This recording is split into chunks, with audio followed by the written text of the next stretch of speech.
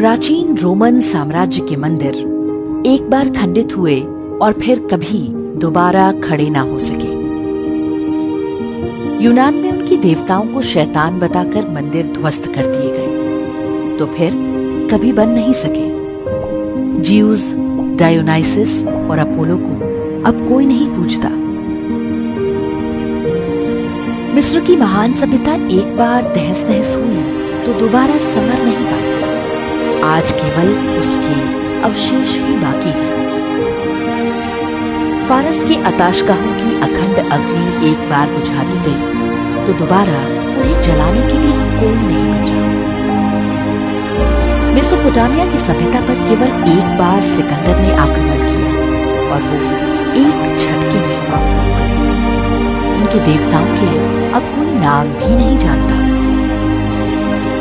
संसार की समस्त प्राचीनतम सभ्यताओं पर हुए सारे बर्बर आक्रमणों को मिला दें, उससे भी अधिक आक्रमण अकेले काशी पर हुए। लेकिन काशी बार बार उठ खड़ी हुई। असभ्य और बर्बर आक्रमणकारियों के हर चिन्ह को साफ करके काशी प्रकाशमय हो उठी। आज भी हर ओर हर हर महादेव की गूंज है।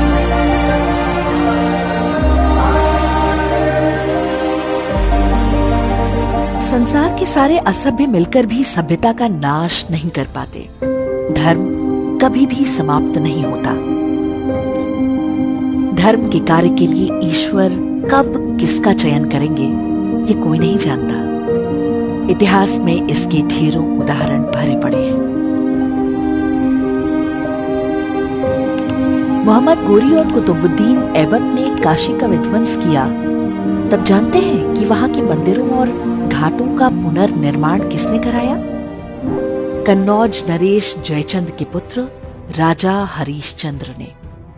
और वो भी तब जब चंदावर के युद्ध में वो गोरी की सेना से पराजित हो गए थे।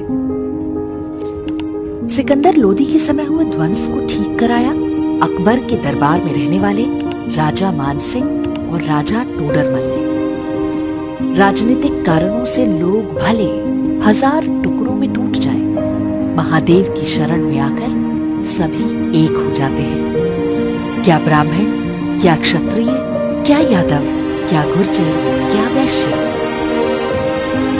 काशी विश्वनाथ मंदिर को औरंगजेब ने तोड़वाया तो एक दीवार छोड़ दी, इसलिए ताकि काशी आने वाले तीर्थयात्री इस अपमान को सदियों तक अनुभव करते रहे। अपवित्र और खंडित हो चुका ज्योतिर्लिंग हिंदुओं की हार का स्मारक बन गया। किंतु आसुरी मानसिकता का उत्तर कोई दैवीय सभ्यता कैसे देती है, ये भी ध्यान देने योग्य है।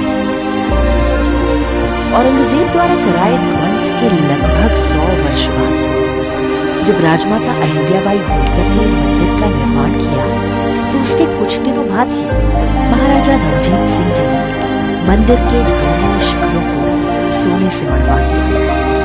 दिल्ली में बैठे मुगलों की आंखों के सामने मंदिर पर 22 मन सोना चढ़वाकर दिखा दिया कि लुटेरों की सेनामारी से महान सभ्यताओं का वैभव समाप्त नहीं होता।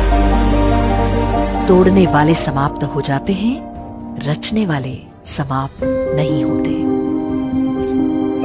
अयोध्या में वर्ष 1528 में बाबर ने जब भगवान श्री राम के जन्मस्थल पर बने विशाल मंदिर को ध्वस्त करा के एक शैतानी ढांचा खड़ा किया तो उसने भी नहीं सोचा होगा कि ये युद्ध अभी समाप्त नहीं हुआ।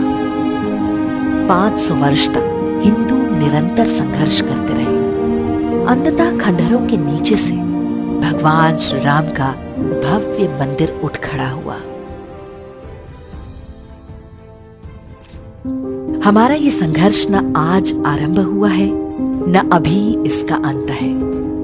सोमनाथ से जो क्रम आरंभ हुआ है वो अयोध्या, काशी या मथुरा पर ही थमने वाला नहीं है। सनातन सभ्यता के हर प्रतीक को हमें वापस लेना है। ये प्रण 1 अरब हिंदुओं को अपने हृदय में बिठाना होगा। ये विश्वास बनाए रखना होगा कि एक दिन शारदा पीठ, मुल्तान, कटासराज और हिंगलाज माता से लेकर ढाकेश्वरी तक की बारी आएगी। कुछ सपने हम अपनी आंखों से सच होते देखेंगे और बहुत कुछ अपनी आने वाली पीढ़ियों के हृदय में बिठा कर जाएंगे।